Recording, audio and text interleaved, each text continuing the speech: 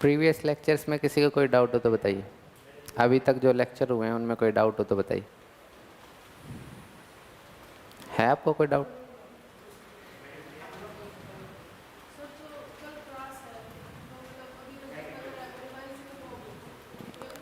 हाँ, लेनी चाहिए आपको कल वाली क्लास। ठीक है, ठीक है। 9 बजे उठ जाते हो ना? 9 बजे उठ जाते हो? चलिए 9 to 11 है कल क्लास। ठीक है, चलिए। हाँ, 9 to 11। फिर आराम से सोना फिर, है ना? नहीं, 9 बजे ठीक। 9 बजे उठता है? नींद में ही आ जाएगा ये। चलिए ठीक है, 9 से 12, 9 से 11 ठीक है। आ जाना 9 बजे। तो अब मैं आपको पता ही नहीं लगेगा कैसे 2 घंटे की क्लास बीत गई। टेंशन मत लो, है ना? आओगे ही नहीं? चलिए, आना चाहिए। वैसे रिवीजन होएगा, है ना?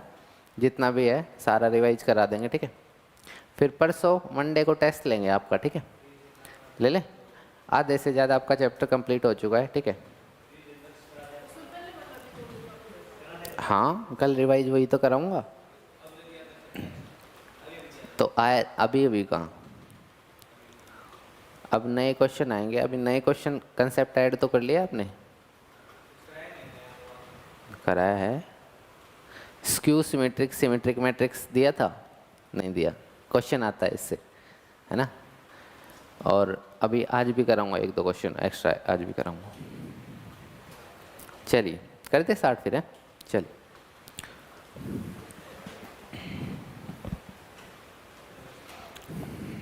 चलिए, नमस्कार दोस्तों। तो एक बार फिर से आप सभी का स्वागत करते हैं। मैं गौरव शेषवाल, गोल्ड मेडलिस्ट। तो मैट्रिक्स का चैप्टर हमने स्टार्ट कर रखा था और आज का लेक्चर हमारा 10th लेक्चर होने वाला है। चलिए तो स्टार्ट करते हैं। आज के लेक्चर में हम क्या क्या पढ़ने वाले हैं? सिमेट्रिक मैट्रिक्स के बारे में पढ़ने वाले हैं, स्क्यू सिमेट्रिक मैट्रिक्स के बारे में पढ़ने वाले हैं, और हम रियल लाइफ एग्जाम्पल्स में मैट्रिक्स का कहाँ यूज कर सकते हैं, मैट्रिक्स का कहाँ यूज कर सकते हैं, उसको पढ़ने वाले हैं कि रियल लाइफ में हम मैट्रिक्स का यूज कहाँ कर रहे हैं। आपके दिमाग में एक क्वेश्चन आता होगा कि मैथ आ गया जी, जल्दी जल्दी आपके दिमाग में जल्दी आ जाइए। ठीक है, आपके दिमाग में एक क्वेश्चन आता होगा कि मैथ हम पढ़ रहे हैं, इसका यूज कहाँ होता है? इसका यूज कहाँ होता है? साइन कोस थीटा, है ना? इनका यूज कहाँ होता है? कहीं नहीं होता, है ना?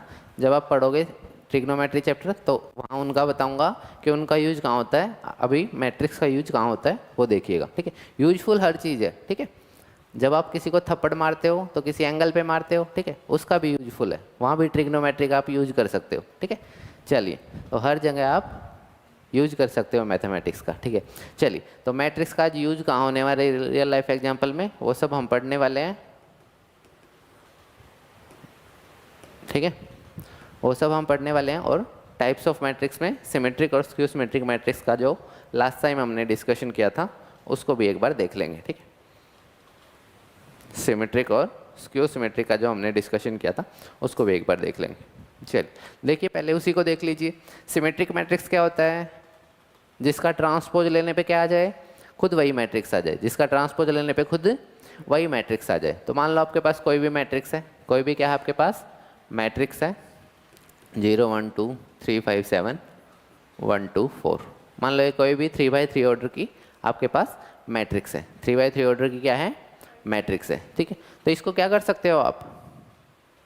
इसको हम सिमेट्रिक पार्ट में और स्क्यू सिमेट्रिक पार्ट में ब्रेक कर सकते हैं। सिमेट्रिक पार्ट में और स्क्यू सिमेट्रिक पार्ट में ब्रेक कर सकते हैं। सिमेट्रिक पार्ट में और स्क्यू सिमेट्रिक पार्ट में ब्रेक हम इसको कर सकते हैं। ठीक है, तो देखिएगा ध्यान से। सिमेट्रिक पार्ट हमने क्या बताया था कि जो सिमेट्रिक पार्ट होगा क्या होगा? सिमेट्रिक पार्ट होगा वो कैसे निकलेगा? A plus A transpose. पहले तो इन A इस मैट्रिक्स को और इसके ट्रांसपोज को ऐड कर दीजिए। क्या कर दीजिए?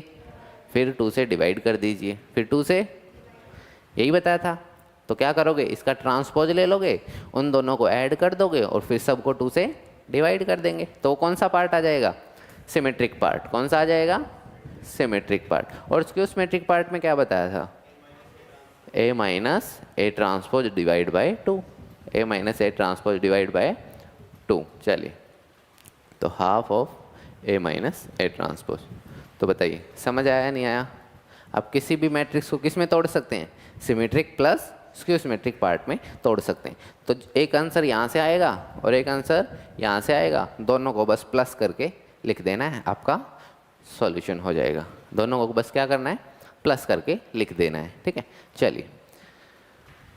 तो लास्ट टाइम हम ये क्वेश्चन कर रहे थे, ये वाला क्वेश्चन कर रहे थे हम। ठीक है, किया था हमने in section first of class 12। एक सेक्शन 1 है किसका? 12th क्लास का, ऑफ ए पर्टिकुलर स्कूल, किसी भी पर्टिकुलर स्कूल का। ठीक है, the class teacher were asked to grade, जो क्लास टीचर है उसको बोला गया है कि ग्रेड करो बच्चों को, किस बेसिस पे? कि एम्पैथी कितनी है उनके अंदर, ऑनेस्टी कितनी है और रिस्पेक्टफुल कितने हैं वो। The grades for be given A B C, grades क्या गिवन है? ए बी सी गिवन है। The following information were received, तो ये फॉलोइंग इन्फॉर्मेशन आपके पास आती है। ठीक है, ये टेबल बनी हुई थी, ये टेबल बनी हुई थी। ठीक है, चलिए। किसी ने पूछा था कि सर एम्पैथी, ऑनेस्टी, रिस्पेक्टफुल ऐसे लिखा हुआ है, तो हमें मैट्रिक्स भी ऐसे ही ज़रूरी है बनाने? नहीं, ऐसा ज़रूरी नहीं है। तो मैंने बताया था कि अगर ऐसे टेबल बनी हुई है तो ज़रूरी नहीं है कि ऐसे ही आपको बनाने पड़े। ठीक है, ऐसे ही ज़रूरी नहीं है कि आपको ऐसे ही बनाने पड़े। ठीक है, आप मैट्रिक्स जो ये रो में लिखे हो इसको कैसे लिख सकते हो? कॉलम में भी लिख सकते हैं। जो ये रो में लिखे हो इसको हम कैसे लिख सकते हैं? कॉलम्स में भी लिख सकते हैं, कॉलम्स में भी लिख सकते हैं हम इसे। चलिए, तो मैट्रिक्स आप बना लोगे जैसे हमने मैट्रिक्स लास्ट टाइम बना ली थी, इसी में हम क्या कर देंगे? चलिए नेक्स्ट पेज पे बना लेते हैं। ये दूसरी सेक्शन का डाटा गिवन था, वो पहले सेक्शन का गिवन था, ये दूसरे सेक्शन का डाटा गिवन था। और आपसे पूछा क्या गया था? Represent the above information in matrix form. Represent the above information in matrix form. तो मैट्रिक्स फॉर्म में मैं क्या करना है? इसको रिप्रेजेंट करना है। मैट्रिक्स फॉर्म में क्या करना है? इसको रिप्रेजेंट करना है। तो रिप्रेजेंट कर लेंगे। चलिए, तो करते हैं मैट्रिक्स फॉर्म में इसे रिप्रेजेंट। पहले तो क्या करें? एम्पैथी वाले यहाँ, ऑनेस्टी वाले यहाँ और रिस्पेक्टफुल वाले यहाँ, ऐसे लिखना है। और ए बी सी यहाँ ऐसे लिखना है। नंबर क्या क्या थे फर्स्ट सेक्शन वाले?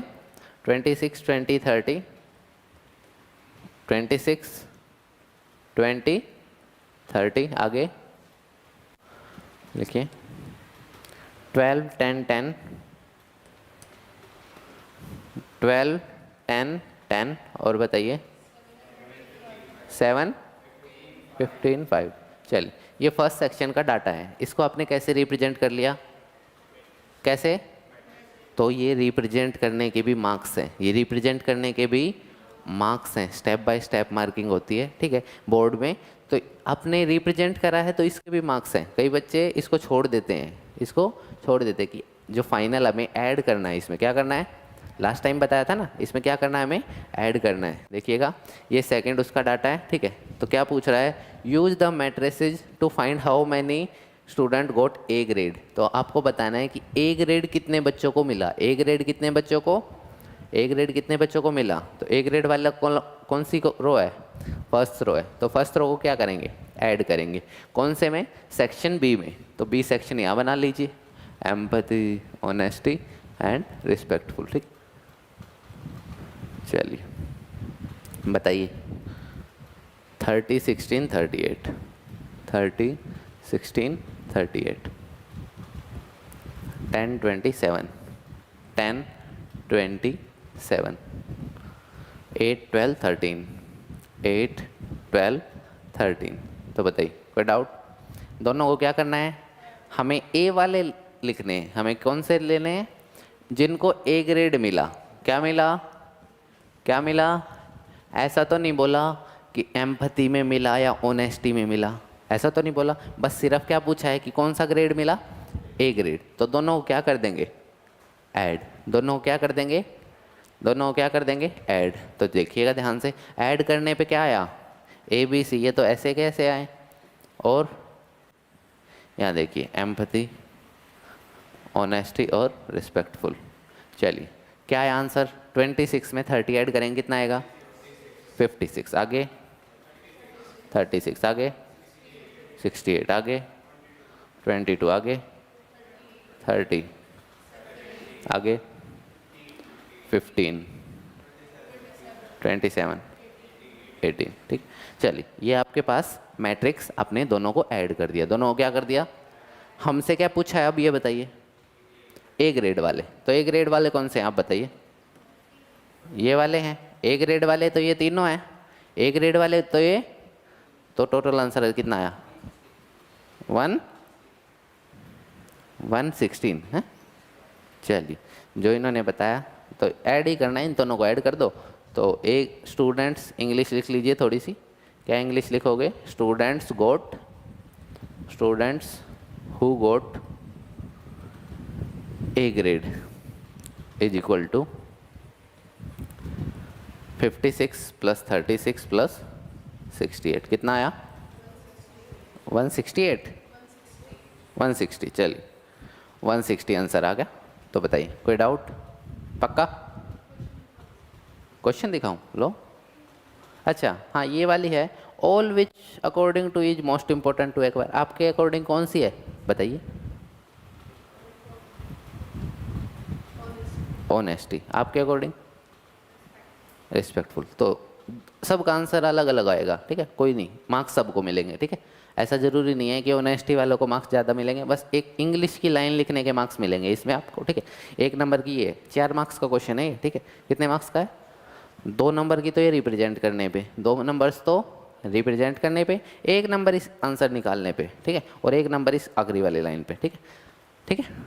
तो ऐसे स्टेप बाय स्टेप आपको करना है। तो बताइए हो गया डन, कोई डाउट तो नहीं।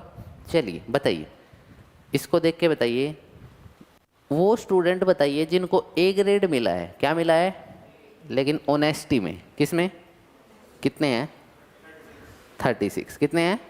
तो ऐसे भी क्वेश्चन आ सकते हैं, ठीक है, कि वो स्टूडेंट बताइए जिनको ए ग्रेड मिला है, who got A grade in honesty, in, तो कितना आंसर आएगा, the student who got C grade in respectful, the student who got C grade in respectful, 18। बता दोगे, कोई दिक्कत तो नहीं, तो बस फिर आ गया आपको, ठीक है। एक और बता दो चलिए, the student who got B grade in honesty, B grade in, very good. एक और बताइए, लास्ट है, द स्टूडेंट, ध्यान से सुनिएगा, the student, how many student who goat honesty, 1 minute, English थोड़ी गड़बड़ हो गई है, चलिए, मैथ वालों की इंग्लिश थोड़ी सी कमजोरी होती है, ठीक है। चलिए, how many students out of the class 12th which got grade in honesty, which got grade in honesty, in तीनों को ऐड करेंगे, इन तीनों को, क्योंकि ग्रेड की बात नहीं हो रही, सिर्फ वो क्या पूछ रहा है कि ऑनेस्टी में कितने बच्चों को रैंक मिला, ऑनेस्टी में कितने बच्चों को रैंक मिला, तो ऐड कर देंगे इन सबको, ठीक है। वो आपका मतलब खेलना आ गया आपको इसके साथ। तो अगर कोई थोड़ी सी स्टेटमेंट इधर उधर हुई तो कर दोगे, वैसे होती नहीं है, लेकिन फिर भी अगर हो जाए तो आप कर सकते हो। चलिए आगे चलें, चलिए ऐसा ही क्वेश्चन है, आसान है, देखिएगा एक बात सुनिएगा, जितना ज़्यादा बड़ा क्वेश्चन होगा, जितना ज़्यादा बड़ा उतना ही आसान क्वेश्चन होगा, ठीक है। आप 12th चैप्टर में पढ़ोगे, कौन से चैप्टर में पढ़ोगे, 12th चैप्टर है आपका LPP की, लीनियर प्रोग्रामिंग, आपके सिलेबस का 12th चैप्टर है, बहुत ही आसान है, उसमें क्वेश्चन ऐसे बड़े बड़े मिलेंगे, ठीक है। ग्राफ का क्वेश्चन हमेशा आता है, एक क्वेश्चन जरूर आता है, और वो फ्री के मार्क्स होते हैं, ठीक है। तो वो उसमें भी बहुत लंबे लंबे स्टेटमेंट मिलेंगे, तो डरना नहीं है, मेन कहने का मतलब है कि डरना नहीं है, बड़ी बड़ी स्टेटमेंट्स को देख के डरना नहीं है। बड़ी स्टेटमेंट होगी तो आपको क्या होगी, ज़्यादा इन्फॉर्मेशन गिवन होगी, ज़्यादा इन्फॉर्मेशन गिवन होगी तो थोड़ी सी चीज़ पूछेगा आपसे, ठीक है। तो देखिएगा आप ध्यान से, a store in a mall has 3 dozen shirt, एक मॉल में कितनी शर्ट हैं, 3 डजन, डजन का क्या मतलब होता है? दर्जन है, चलिए 12, ठीक है। चलिए 3 डजन शर्ट, तो मतलब कितनी हुई total shirt? 36 with save environment printed. उन पे क्या लिखा हुआ है? Save environment. क्या लिखा हुआ है? सेव एनवायरमेंट, ठीक है। चलिए आपकी शर्ट पे, आपकी टी शर्ट पे क्या लिखा हुआ है? पढ़िए पढ़िए। Always be positive.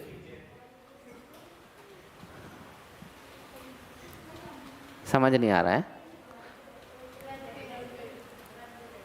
रनवे। चलिए तो ऐसी प्रिंटेड शर्ट आपने देखी होंगी जब भी आप कहीं रेस वेस में जाते हो ना, तो ऐसी ही एक बात हो रही है, ठीक है, रियल लाइफ की बात हो रही है कि एक में लिखा हुआ है सेव एनवायरनमेंट, एक टी शर्ट पे क्या लिखा हुआ है? Save environment. वो कितनी है? 36। 2 dozen shirt save tiger printed, 2 dozen shirt पे क्या लिखा हुआ है? सेव टाइगर, ठीक है। And 5 dozen shirt with grow plant, grow plant. चलिए 5 डजन का मतलब कितनी होगी टोटल? 60 होगी। बहुत बढ़िया। इनके भी मार्क्स हैं, जो ये आप कैलकुलेट कर रहे हो, इन छोटी छोटी चीज़ों के भी मार्क्स हैं। आपको लग रहा होगा कि 12 5 या 60 के कौन मार्क्स देगा, लेकिन मिल दे, ठीक, मिलेंगे। चलिए the cost of each shirt is this this this. जो कॉस्ट है वो कितनी है शर्ट की? इतनी इतनी इतनी है। चलिए all these items were sold in a day. एक दिन में सारे आइटम क्या हैं? सोल्ड हो जाते हैं। एक दिन में सारे आइटम सोल्ड हो जाते हैं, बिक जाते हैं, ठीक है। आगे देखिए find the total collection, find the total collection of the store. आपको निकालनी है कि उस स्टोर की टोटल कलेक्शन कितनी होगी, मतलब उसको कितना उसने कलेक्ट किया, कितना उसने कलेक्ट किया on that day using matrix method, using matrix method. Matrix method की हेल्प से आपको क्या करना है? सोल्व करना है इसको, ठीक है। मान लो, वैसे इससे हटके देखो, मान लो आप 100 रुपये की कोई टी शर्ट लेके आते हो, कितने लेके आते हो? 10 बिक जाती हैं। कितनी बिक जाती हैं? तो कितना कलेक्शन हुआ? 1000 रुपये। तो मतलब कहीं ना कहीं आपको पता है क्या करना है, इसमें मल्टीप्लाई करना है। क्या करना है? मान लो आप पेन लेके आते हो, 20 रुपीज़ का पेन है। कितने रुपये का पेन है? 5 पेन आपने बेच दिए, तो कितने का कलेक्शन हुआ? 100 रुपये का, ठीक है। तो मतलब आपको दिख रहा है कहीं ना कहीं क्या करना है? क्या करना है? मल्टीप्लाई ही करना है, ठीक है। तो एक बात ध्यान रखिएगा मेरी, कॉस्ट को हमेशा नॉर्मली, ठीक है, हम कॉलम मैट्रिक्स में लिख लेते हैं। किस में लिख लेते हैं? किस में लिख लेते हैं? तो कॉस्ट क्या क्या है आपकी बताइए। तो ये कैसे होगा? ये ऐसे ही होगा कि जो आपकी, क्या कह रहे हो? बिल्कुल बिल्कुल बिल्कुल बिल्कुल। जो प्रिंटेड शर्ट है क्या था पहले में? सेव एनवायरनमेंट वाली जो टी शर्ट है, आगे सेव टाइगर वाली जो टी शर्ट है, और आगे ग्रो प्लांट्स, ग्रो प्लांट्स। ये वाले तो कैसे लिख लें? रो मैट्रिक्स में लिख लें। कैसे लिख लें? और प्राइस को कैसे लिख लें? कॉलम में। क्यों? कितने कितने ऑर्डर की मैट्रिक्स है ये कितने ऑर्डर की मैट्रिक्स है? 1 क्रॉस 3, 1 क्रॉस। और ये जो कॉस्ट बनेगी ये भी कितने की बनेगी? 3 क्रॉस। तो ध्यान से देखिएगा, ये कैंसिल आउट हो जाएगा। क्या हो जाएगा? कितना बचा? 1 क्रॉस 1, 1 क्रॉस 1, ठीक है। तो यहाँ बताइए क्या लिखूँ? Cost of save environment T shirt, cost of save environment T shirt. और यहाँ कौन सी कॉस्ट आएगी? सेव टाइगर वाली टी शर्ट। और यहाँ कॉस्ट कौन सी आएगी? ग्रो प्लांट्स वाली। कौन सी आएगी? ग्रो प्लांट्स वाली, ठीक है। ये किसके इक्वल आएगा? टोटल कलेक्शन के। किसके इक्वल आएगा? टोटल कलेक्शन, जो आपका टोटल कलेक्शन होगा पूरे दिन का, पूरे दिन का टोटल जो आपका कलेक्शन होगा। तो बताइए ये इंग्लिश समझ आई थोड़ी बहुत? पक्का ही पूरी आई, आ गई होगी, ठीक है। 3 तरह की हमारे पास टी शर्ट थी। पहली थी सेव एनवायरनमेंट वाली, दूसरी थी सेव टाइगर वाली, और तीसरी थी ग्रो प्लांट वाली। कौन सी थी? ग्रो प्लांट वाली, ठीक है। मैंने बताया कि हम कॉस्ट को कैसे लिख लेते हैं? कॉलम मैट्रिक्स में लिख लेते हैं। तो ऑब्वियस बात है, अगर कॉस्ट को कॉलम में लिखेंगे तो इसको कैसे लिखेंगे? रो में लिखना पड़ेगा। कैसे लिखना पड़ेगा? रो में। क्यों? क्योंकि हमें तो आखिर में क्या चाहिए? टोटल कलेक्शन चाहिए। क्या चाहिए? और उसको कैसे कलेक्ट करेंगे, हमें पता है कि मल्टीप्लाई कैसे होता है, पहले का रो वाइज होता है, कैसे होता है, और दूसरे के कॉलम वाइज, दूसरे के कॉलम वाइज। ठीक है, तो लिख लीजिए अब डाटा जो आपको गिवन था। सेव एनवायरनमेंट वाली टी शर्ट कितनी थी, 3 डजन, 3 डजन थी ना, तो कितनी होगी 36, 24 और 60, 36, 24 और 60। चलिए कॉस्ट कितनी थी इनकी, 595, 610, 795। चलिए तो टोटल कलेक्शन यही होगा, आपको भी पता है, total collection in a day, total collection of A store. तो बताइए कोई डाउट? ठीक है, ये प्रॉपर इंग्लिश में लिखा हुआ है, ये तो मैं अभी आपको समझा रहा हूँ, आप नोट्स में देखना, इसमें पूरी प्रॉपर इंग्लिश लिखी हुई है। ठीक है, ठीक है, पूरी प्रॉपर इंग्लिश में है जो आपको पेपर में लिखना है, यही लिखना है, इतना लिख दोगे तो बहुत है। चलिए मल्टीप्लाई कर लेते हैं इसको, इसके रो वाइज और इसके कॉलम वाइज। बताइए आंसर कितना है, मल्टीप्लाई करना है तो टोटल कलेक्शन किसके इक्वल आया, 36 को किससे मल्टीप्लाई कर दो, 595 से, प्लस 24 को 610 से, प्लस 60 को 795 से, तो ये किसके इक्वल आएगा, टोटल कलेक्शन के इक्वल आएगा। किसके इक्वल आएगा, टोटल कलेक्शन के। चलिए लिखिए फिर, निकालिए कितना है, कैलकुलेट करके बताइए।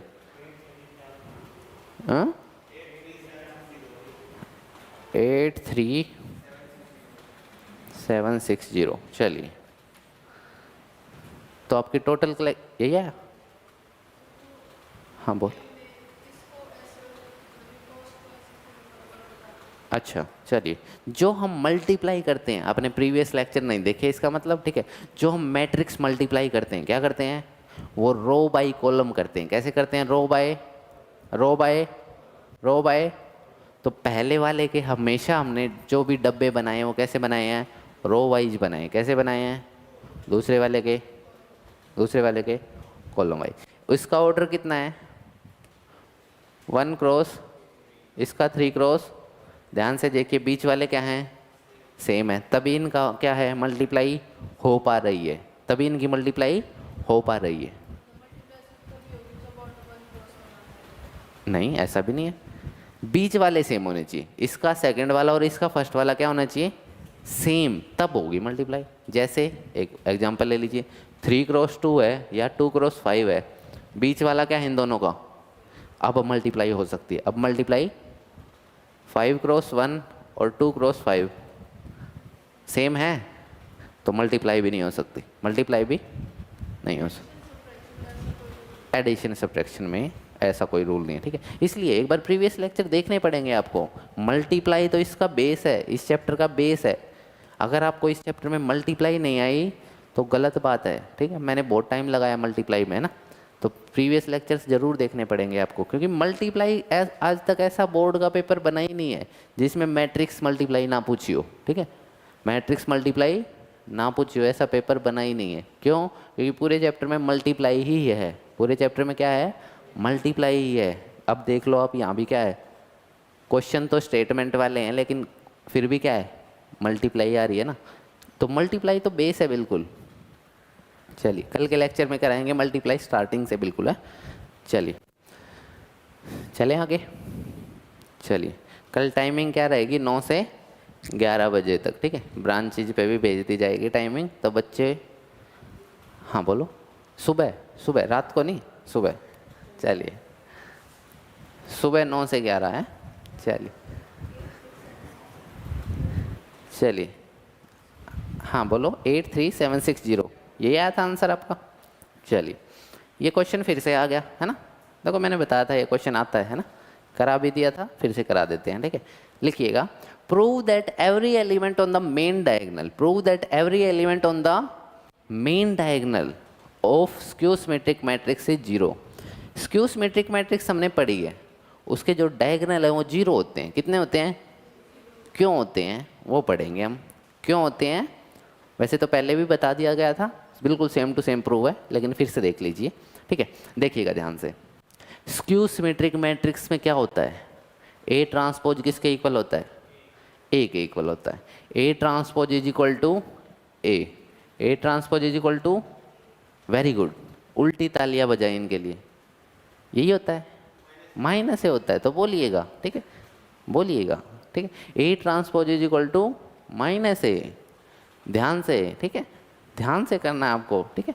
चलिए, आप लोग भी हाँ बोल रहे थे, आप लोग भी हाँ बोल रहे थे, गलत बात है, ठीक है, हाँ चलिए, मैं बोल ही ऐसे रहा था कि हाँ बोलनी पड़ी, सोच समझ के बोलना है ना। चलिए, A transpose is equal to minus A होता है, A transpose is equal to A तो सिमेट्रिक के केस में होता है, किस में होता है, सिमेट्रिक के केस में। तो A transpose is equal to minus A transpose is equal to minus A. चलिए, मैंने जनरलाइज फॉर्म क्या बताई थी, जो मैट्रिक्स की जनरलाइज फॉर्म क्या है, ऐसी होती है ए आई जे, कैसी होती है, ए आई जे ऐसी होती है।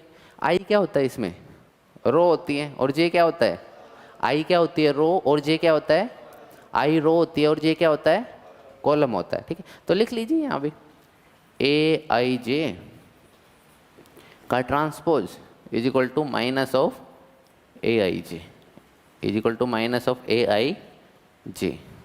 कोई डाउट नहीं होना चाहिए। ट्रांसपोज में क्या होता है, रो और कॉलम क्या होते हैं आपस में, उल्टे हो जाते हैं, रो और कॉलम क्या हो जाते हैं आपस में, तो उल्टे कर दीजिए, फिर ट्रांसपोज ले लीजिए, तो क्या बन जाएगा ये, ए जे आई, क्या बन जाएगा ये, A is equal to minus of A I J, A I. कोई डाउट यहाँ तक, पक्का, यहाँ तक तो नॉर्मल है।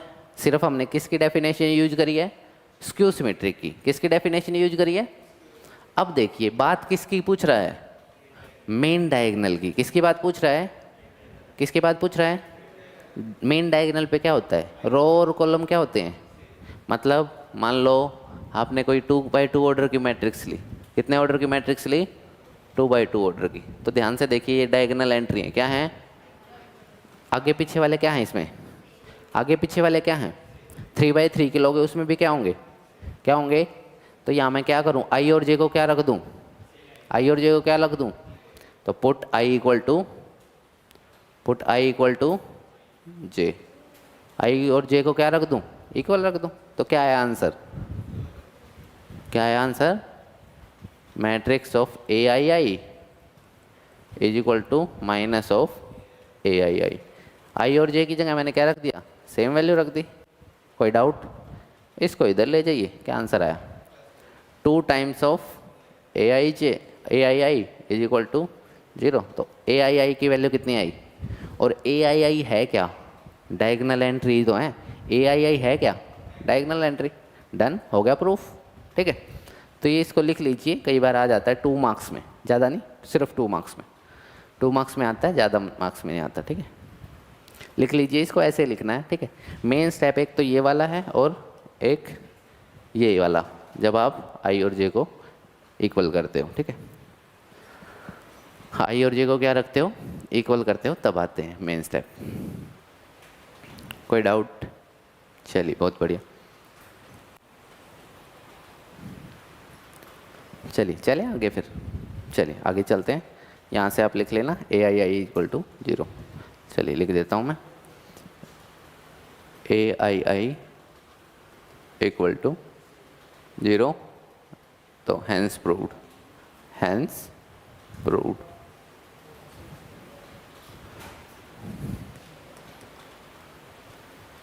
चलिए देखिए, for the matrix this verify that A plus A transpose is a symmetric matrix, A plus A transpose is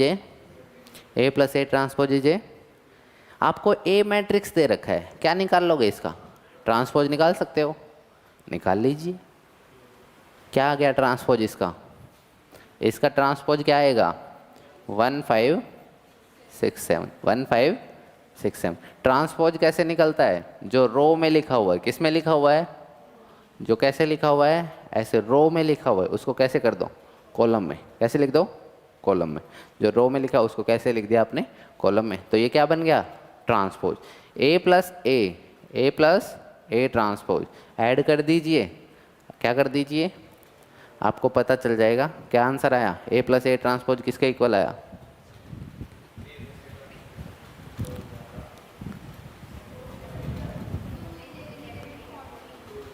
to 11 14। तो बताइए, कोई डाउट नहीं होना चाहिए। क्या हो रहा है ध्यान से देखिएगा, क्या हो रहा है? सेम है, डायगोनल एंट्री को छोड़ के क्या है, इसका ट्रांसपोज ले लीजिए। क्या ले लीजिए? किसके इक्वल आएगा? खुद इसी के इक्वल आएगा, खुद इसी के। सिमेट्रिक मैट्रिक्स को हम चेक कैसे करते हैं? सिमेट्रिक मैट्रिक्स को मैंने चेक करना कैसे बता रखा है कि किसी को भी सिमेट्रिक करना हो, चेक क्या करना हो, किसी को भी क्या चेक करना हो, किसी को भी सिमेट्रिक, किसी भी मैट्रिक्स को सिमेट्रिक मैट्रिक्स चेक करना हो तो उसका ट्रांसपोज लेके देख लो। क्या लेके देख लो? और अगर वो खुद उसी के इक्वल आ जाए, खुद उसी के, तो क्या कहेंगे? सिमेट्रिक है। खुद उसी के इक्वल आ जाए तो क्या कहेंगे? और ना आए तो जरूरी नहीं है, जरूरी नहीं है। ठीक है, हाँ ना ना, जो आपने कहा वो मैं सुनना चाहता था इसलिए। ठीक है, देखिएगा भाई ध्यान से जो इन्होंने कहा। ठीक है, मैंने क्या कहा कि अगर आप किसी भी मैट्रिक्स का ट्रांसपोज लेते हो, क्या ले लेते हो, और वो उसी के इक्वल आ जाए, उसी के, तो क्या कहेंगे? सिमेट्रिक। तो क्या कहेंगे? तो ऐसा जरूरी नहीं है कोई मैट्रिक्स सिमेट्रिक ना हुई तो वो स्क्यू सिमेट्रिक जरूर होगी। ऐसा जैसे मान लो ये मैट्रिक्स मैं दे दूं आपको 2 5 7, या ये जो दे रखी थी इसी को ले लो। इसको भी क्यों लेना है? इसको भी क्यों लेना है? ये मैट्रिक्स दे रखी है आपको, क्या ये सिमेट्रिक है? ये जो मैट्रिक्स ए दे रखी है सिमेट्रिक है? कहाँ है बताइए? नहीं है। ये जो ओरिजिनल मैट्रिक्स आपको ए गिवन है, क्या ये सिमेट्रिक है? क्या ये स्क्यू सिमेट्रिक है? नहीं है। जरूरी नहीं है कि मैट्रिक्स चाहे तो सिमेट्रिक होगी या फिर, ऐसा जरूरी नहीं। ये तो टाइप्स हैं, ये तो क्या हैं? टाइप्स है मैट्रिक्स की। सिमेट्रिक और स्क्यू सिमेट्रिक तो क्या है? दो एक टाइप है बस, स्पेशल टाइप जिन्हें कहते हैं। क्या कहते हैं? स्पेशल टाइप के मैट्रिक्स हैं। ऐसा जरूरी नहीं है कि सिमेट्रिक होंगी या स्क्यू सिमेट्रिक होनी जरूरी है। ठीक है, अब समझ आया? ठीक है, बहुत बढ़िया।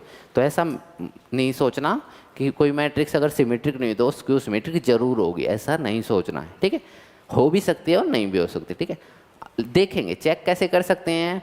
आप किसी भी मैट्रिक्स को सिमेट्रिक या स्क्यू सिमेट्रिक चेक करना हो, किसी भी मैट्रिक्स को सिमेट्रिक या स्क्यू सिमेट्रिक क्या करना हो, क्या करेंगे? उसका ट्रांसपोज ले लीजिए। क्या ले लीजिए? क्या ले लीजिए? अगर वो उसी के इक्वल आ जाए तो सिमेट्रिक हो गया, और नेगेटिव के इक्वल आ जाए तो स्क्यू सिमेट्रिक हो गया, और कुछ भी ना आए तो कुछ भी नहीं है, कुछ भी ना आए तो ना सिमेट्रिक ना स्क्यू सिमेट्रिक। ठीक है, पक्का? कोई डाउट तो नहीं? बस फिर चलिए, इसको आप वेरीफाई कर सकते हो। इसको हटा दीजिए, एक यूजफुल। चलिए,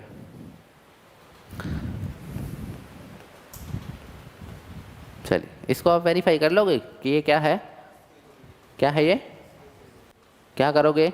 ए माइनस ए ट्रांसपोज निकाल लेंगे, ए माइनस ए ट्रांसपोज निकाल लेंगे और उसको देख लेंगे उसका ट्रांसपोज किसके इक्वल आना चाहिए? नेगेटिव के। किसके इक्वल आना चाहिए? नेगेटिव के इक्वल आना चाहिए। ठीक है, तो वेरीफाई आप इजीली कर सकते हो। ठीक है, और वैसे और भी और अच्छे तरीके से देखो तो क्या कर सकते हैं हम, देखिएगा ध्यान से।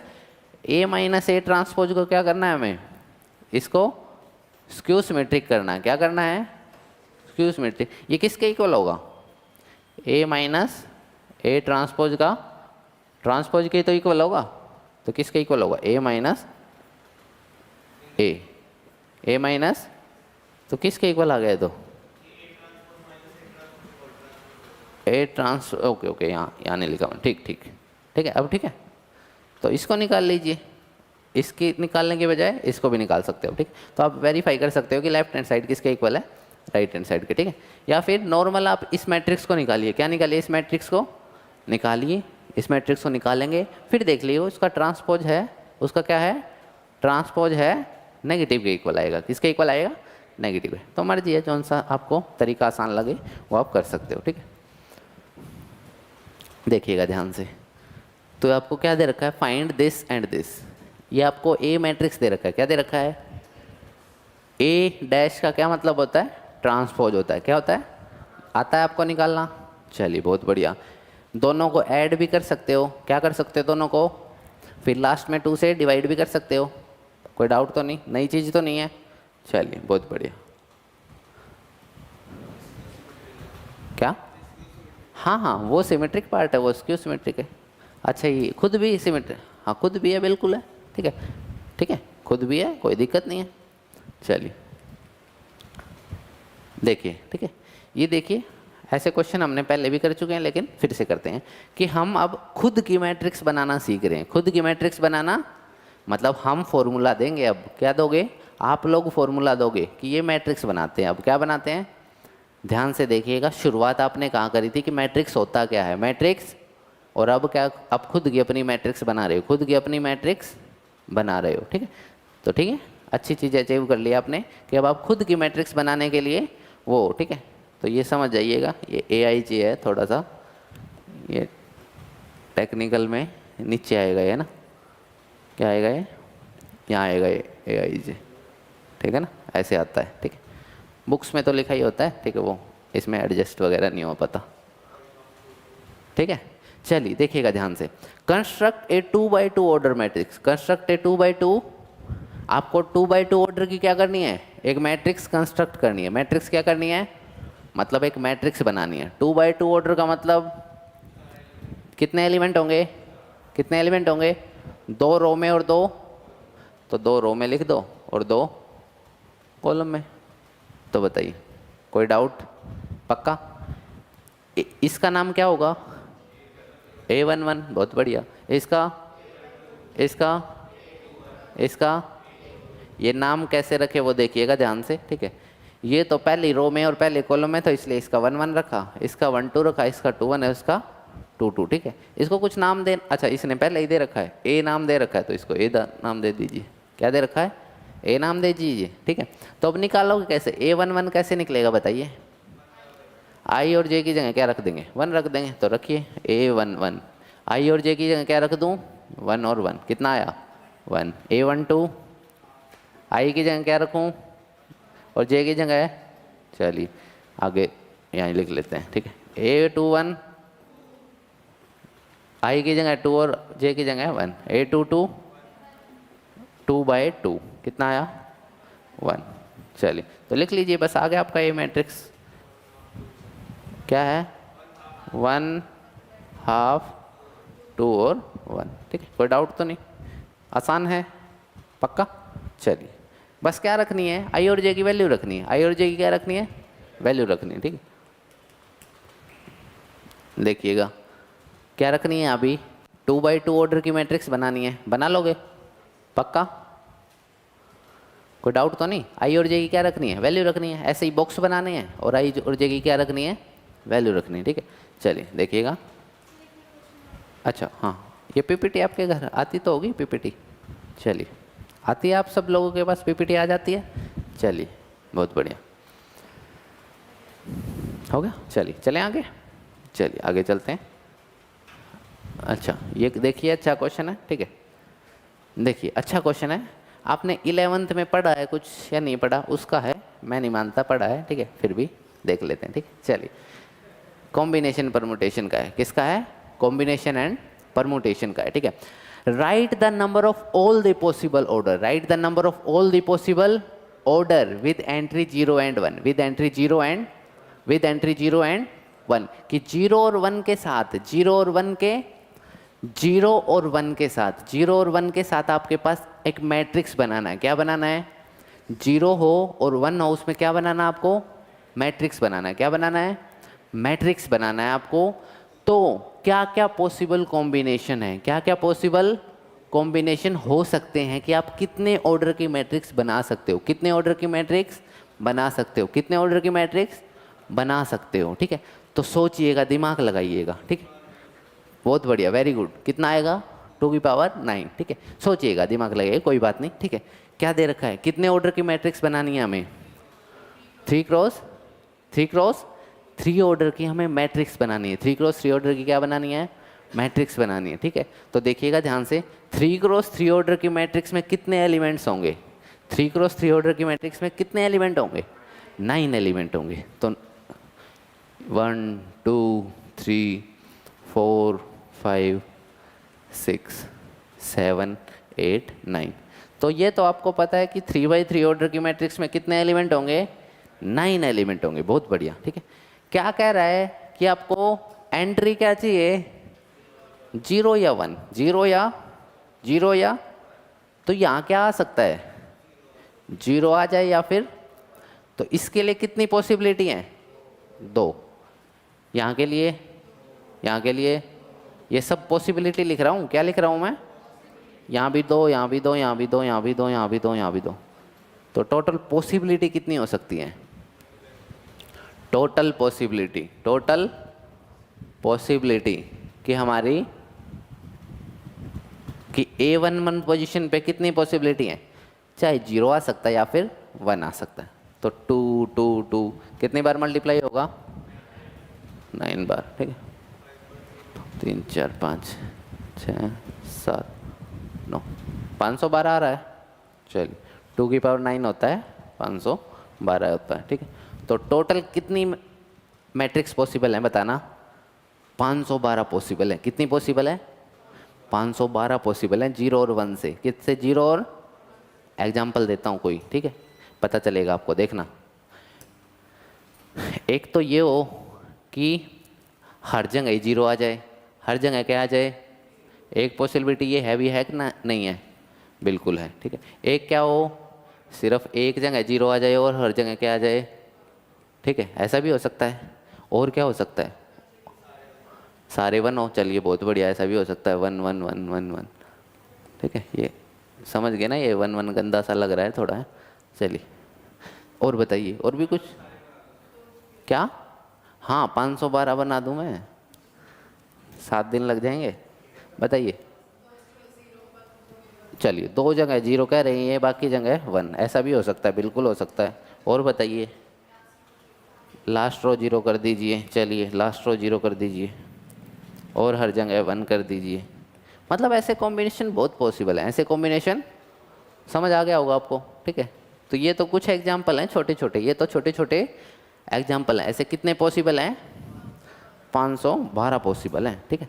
तो बताइए कोई डाउट, अब मेरे को सोच के बताइए, अगर 0 और 1 के साथ 2 और आ जाता, क्या आ जाता, तो कितने होते हैं, 3 की पावर 9, कितनी, 3 की पावर 9, ठीक है। आएगा वैसे 0 और 1 ही, ठीक, बस 0 और 1 की जगह कोई नंबर चेंज हो जाएगा कि हम 3 और 5, अगर 3 और 5 के कॉम्बिनेशन से अगर हम मैट्रिक्स बनाना चाहें तो भी क्या आएगा, 2 की पावर, क्यों, क्योंकि पॉसिबिलिटी तो कितनी है, ये जो 2 लिखा मैंने क्या है, पॉसिबिलिटी क्या है ये, इसको पूरा लिखता हूं मैं ताकि आपको बाद में समझ आए।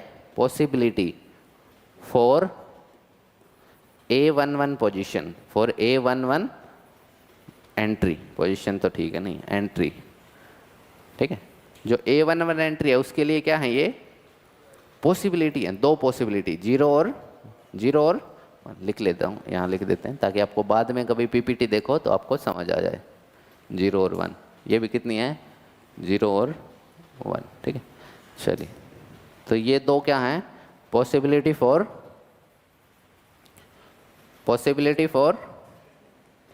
3 2 पोजीशन, A32 एंट्री या पोजीशन या एलिमेंट, कुछ भी लिख सकते हो, एलिमेंट लिख देते हैं,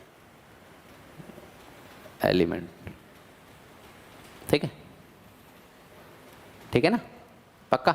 1 मार्क्स का क्वेश्चन है वैसे ये, ठीक है, 1 मार्क्स का ये, ज़्यादा नहीं है, ठीक है, लेकिन पता होना चाहिए आपको, ठीक है। ये कॉम्बिनेशन से आया है, 11th क्लास में आपने पढ़ा था कि मान लो 9 स्पेस खाली हैं, कितने डब्बे खाली हैं और सब के लिए कितनी अवेलेबिलिटी है, 2 2 हैं, कितनी है, मान लो सीट्स की बात होती थी 11th क्लास में, थोड़ा बता देता हूँ। मान लो 3 सीट है, कितनी सीट है, 3 सीट है, 5 बच्चे हैं, कितने बच्चे हैं, तो यहाँ भी बैठ सकते हैं, यहाँ भी बैठ सकते हैं और यहाँ भी बैठ सकते हैं, ठीक है। कितनी पॉसिबिलिटी होगी, 125, कितनी होगी, ऐसा है कि एक बच्चा एक ही जगह बैठ सकता है, एक बच्चा, तो मान लो 5 में से एक यहाँ बैठ गया, तो यहाँ 4 कहाँ बैठ सकते हैं, 3 कहाँ बैठ सकते हैं, यहाँ, ठीक। तो ऐसे ऐसे क्वेश्चन हमने बहुत करे थे, कितनी आई, 60, घट गई ना पॉसिबिलिटी, समझ गए। तो ये हमने 11th क्लास में करा था, यहाँ ज़्यादा ज़रूरत है नहीं कॉम्बिनेशन परम्यूटेशन की, सिर्फ एक 16 चैप्टर में है, वो थोड़ी सी है, वो मैं पहले ही बता देता हूँ, ठीक है। ये छोटी मोटी आ जाती है तो बता देंगे, ठीक है, टेंशन लेने की ज़रूरत नहीं, ठीक। चलिए ये बताइए, कर दोगे, सेम टू सेम है या नहीं है, पक्का? चलिए बहुत बढ़िया। क्या हो गया? क्या हो गया? अच्छा, आई और जे की जगह क्या करना है? सेम नहीं आ गया ये? अभी अभी तो पता था ये। ठीक है, चलिए चलिए, ये अच्छा क्वेश्चन है, ये मैं करा देता हूँ। ठीक है, चलिए देखिएगा ध्यान से। Construct a 3x4 matrix. Construct a 3x4 matrix. 3x4 matrix आपको कंस्ट्रक्ट करनी है। Whose element are this, whose element are this. ठीक है, नाम रख लेते हैं इसका कुछ, ए नाम रख लेते हैं। क्या रख लेते हैं? तो 3x4 की ऑर्डर की है, 3x4 ऑर्डर की है, तो कितनी रो आएंगी? 3 रो आएंगी। कितनी रो आएंगी? 3। तो 1 2 3। और कॉलम कितने आएंगे? 4 आएंगे कॉलम। कितने आएंगे? 4। तो बताइए, ठीक है, कोई दिक्कत तो नहीं? पक्का? कोई डाउट तो नहीं? नाम बता दीजिए इनके, बॉक्सेज के क्या नाम होंगे? A11, A12, A13, A14। इसका 31 होगा इसका, तो A32, A33 और A34। इसका 21, 22, 23 और 24। ठीक है, हाँ जी बोलिए।